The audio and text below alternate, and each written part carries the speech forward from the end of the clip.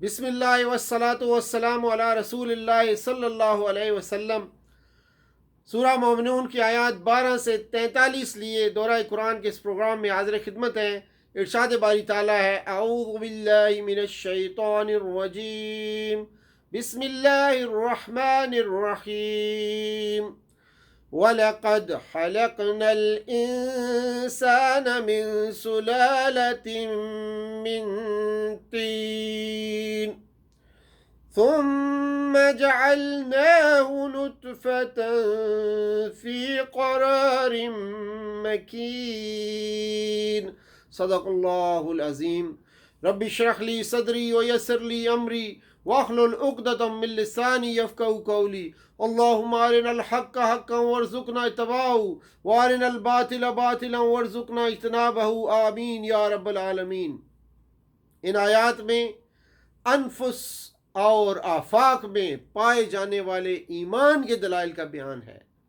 چنانچہ سب سے پہلے تخلیق انسان کے عمل میں جنین کے مختلف حالات غور کے لیے پیش کیے گئے ہیں، اور پوری انسانی زندگی کا آغاز اور اس کا انجام جمالی زیر بحث لایا جا رہا ہے، اور پھر یہ سلسلہ یوم آخرت کی طرف چلا جاتا ہے کہ اسی طرح آخرت میں دوبارہ تمہاری تخلیق ہوگی۔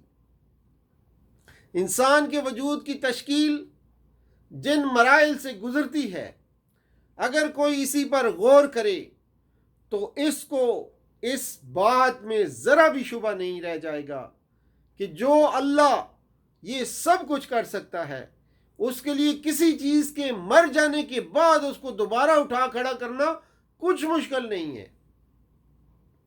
اس کے بعد بیان کا رخ آفاقی دلائل کی طرف پھر جاتا ہے کہ ذرا آسمانوں کی تخلیق پر غور کرو، آسمانوں سے پانی برسنے کے نظام پر غور کرو، پھر مختلف قسم کے جانوروں پر غور کرو، اور خصوصاً ان جانوروں پر غور کرو جن کو تم سواری کے لیے استعمال کرتے ہو۔ اسی طرح کشتیوں پر غور کرو جن میں تم بحری سفر کرتے ہو، سمندروں میں گھومتے پھرتے ہو۔ چنانچہ فرمایا، وَلَقَدْ خَلَقْنَا الْإِنسَانَ مِنْ سُلَالَةٍ مِّن طِينٍ۔ سلالہ سلن مصدر سے ہے، جس کے معنی ہوتے ہیں آہستہ سے نکلنا، کھینچ کر نکالنا، سوتنا یا نچوڑنا۔ سلالہ تو ان کے معنی ہوں گے کسی شے سے نکالی ہوئی چیز، یعنی خلاصہ اور جوہر اس کا۔ یعنی ہم نے انسان کو مٹی کے نچوڑ، مٹی کے جوہر سے، مٹی کے خلاصے سے پیدا کیا ہے۔ نطفتن فی قرار مکین، مکین کون سے ہے، جس کے معنی ہے جائے قرار، محفوظ مقام یعنی رحم۔ پھر ہم نے اسے بنایا نطفہ، ایک مضبوط ٹھہرنے کی جگہ۔ ثم خلقنا النطفة علقہ، علقہ کے معنی ہے گاڑھا یا جامد خون، جمے ہوئے خون کی ایک پھٹکی کو کہتے ہیں۔ یعنی پھر ہم نطفہ کو لوتھڑا بناتے ہیں۔ فخلقنا العلقہ مدغہ، مدغتاً مدغن مصدر سے ہے، جس کے معنی ہے چبائی ہوئی چیز، یہاں مراد ہے گوشت کا ٹکڑا۔ ثم انشأنا خلقنا الآخر، آخر پھر ہم نے ایک دوسری مخلوق بنا کر کھڑا کیا، یعنی پھر ہم نے اسے ایک نئی تخلیق کی شکل عطا کی اور بے جان جماد سے زندہ انسان بنا دیا۔ وَلَقَدْ خَلَقْنَا فَوْقَكُمْ سَبْعَ طَرَائِقَ، طرائق طریقت ان کی جمع ہے، ہر وہ چیز جس کے اوپر کوئی اور چیز ہو، اس سے مراد 7 آسمان ہیں۔ اس کے معنی راستے کی بھی ہیں، اور انہی راستے اس لیے کہا جاتا ہے کہ یہ فرشتوں کی آمد و رفت کے راستے ہیں۔ اور ہم اسے جس طرح چاہیں غائب کر سکتے ہیں، یعنی اسے غائب کرنے کی کوئی ایک ہی صورت نہیں ہے، بے شمار صورتیں ممکن ہیں، اور ان میں جس کو ہم چاہیں اختیار کر کے تمہیں زندگی کے اس اہم ترین وسیلے سے محروم کر سکتے ہیں۔ طور اس پہاڑ کو کہتے ہیں جو درختوں سے ہرا بھرا ہو۔ قرآن مجید میں طور کا استعمال ایک مخصوص متعین پہاڑ کے لیے ہوا ہے۔ یہ وہ پہاڑ ہے جہاں حضرت موسیٰ علیہ السلام نے اللہ تعالیٰ سے کلام کیا تھا۔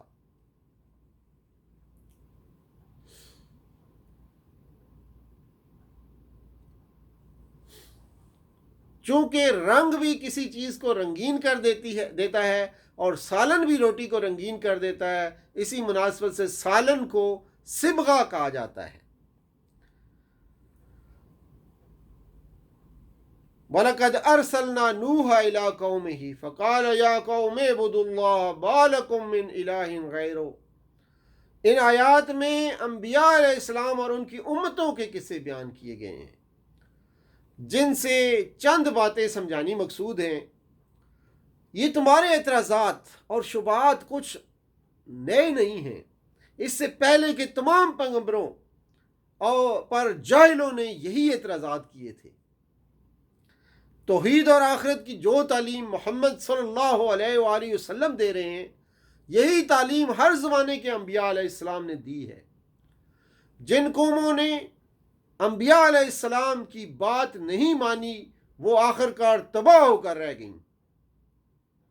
اللہ کا دین ایک ہی ہے اور تمام انبیاء ایک ہی امت کے لوگ ہیں۔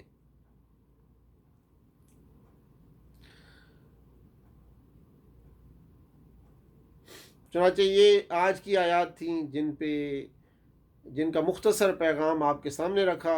وآخر دعوانا ان الحمدللہ رب العالمین وصلی اللہ تعالی علی خیر خلقہ محمد وعلی آلہ واصحابہ اجمعین برحمتک یا ارحم الراحمین۔ السلام علیکم ورحمۃ اللہ وبرکاتہ۔